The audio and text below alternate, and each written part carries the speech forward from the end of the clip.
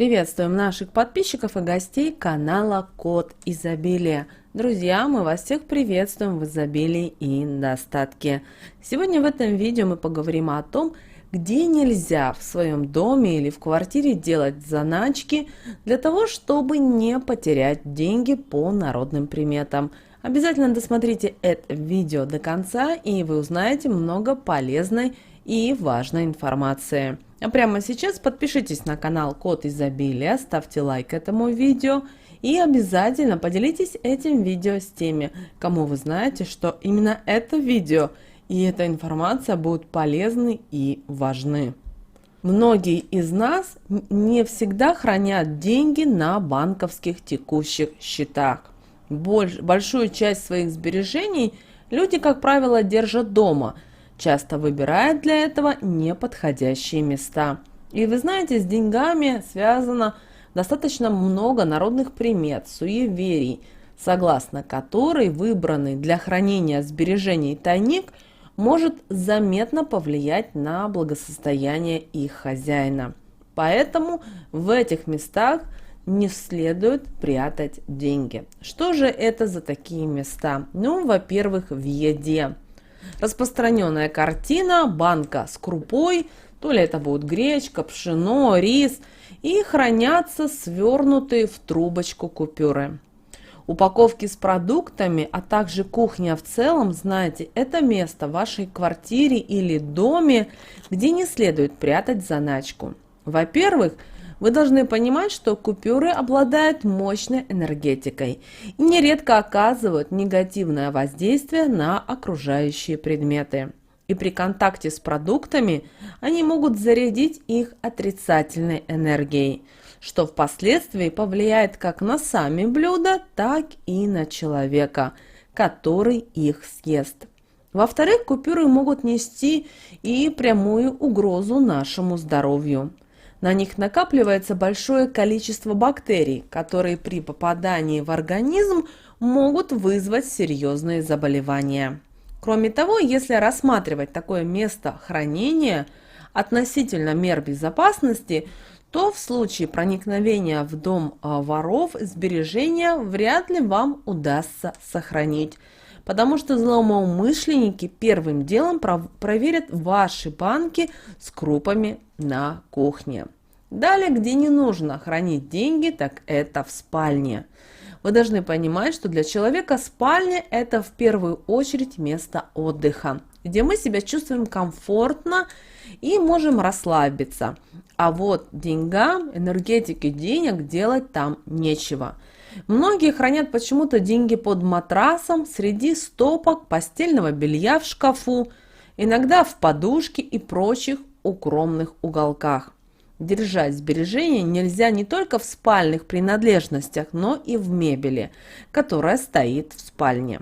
Пройдя через сотни или тысячу рук, купюры впитывают в себя энергетику своих прежних владельцев. И если держать деньги в подушке или под матрасом, есть риск получить от них какие-то негативные вибрации, что может отрицательно отразиться на здоровье хозяина. Также, находясь в спальне, финансы таким образом они еще и впадают в спячку, из-за чего останавливается рост вашего благосостояния. И ситуация не исправится, если сбережения так и будут храниться в спальне. Их туда лучше вообще не приносить.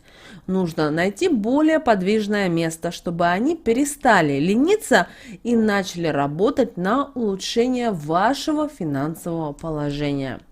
Далее, где не нужно держать деньги, это в книге. Это, наверное, еще одно популярное место для хранения денег. В этом случае решающее значение играет выбранная в качестве тайника книга. Если произведение содержит в себе много негатива, там, например, герои сталкиваются с какими-то различными проблемами, бедами, то негативная вот эта энергетика с книги перейдет и на ваши деньги. Это же случится, если в книге описывается, например, военное время или какие-то семейные разногласия. Об увеличении финансов можно будет забыть. Если найти более подходящее место невозможно, то хранить сбережения следует только в книгах с позитивным содержанием, предварительно положив купюры обязательно в красный конверт. Он защищает от финансовых потерь. Но стоит помнить, что злоумышленники знают о таких местах. И проверить полку с книгами и найти тайник им будет легко. Конечно, если в доме не хранится целая библиотека. Далее, где нельзя хранить деньги в доме, в бачке унитаза. Да, возможно, вы сейчас удивитесь, но есть люди, которые вот именно так хранят деньги. Вы должны понимать, что важная комната также не подходит для организации тайника, а тем более бачок унитаза. Считается, что вода забирает с собой энергию денег. И если хранить сбережения в местах, где постоянно течет вода, они будут утекать вместе с такой водой. И хозяин всегда будет испытывать нехватку в деньгах. Кроме того, купюры сложно защитить от влаги, из-за чего они быстро приходят в негодность. Даже плотный герметичный пакет, к сожалению, не дает стопроцентную гарантию, что в него не проникнет вода. Далее, где еще не нужно хранить деньги, друзья, это в прихожей. В отличие от спальни, в прихожей постоянно происходит движение, но и здесь лучше не прятать заначку. В этом месте скапливается энергетика именно посторонних людей, которые когда-либо приходили в ваш дом. И деньги, их энергетика может попасть под воздействие таких людей и тем самым переключиться на другого человека, тем самым покинув своего владельца. Тайник так и останется в прихожей, но его владелец уже не сможет улучшить свое финансовое положение. Поэтому, друзья, будьте внимательны и будьте осторожны, когда вы пытаетесь выбрать место для денег. Вы думаете, что вы их прячете, но таким образом, даже не говоря о ворах, о тех людях, которые пытаются украсть деньги, залезть в дом или квартиру, вы должны понимать, что в каждой комнате есть вещи, есть предметы. Каждая комната, имеет целевое назначение. Кроме того, и в этой комнате есть вещи, которые влияют на энергетику денег.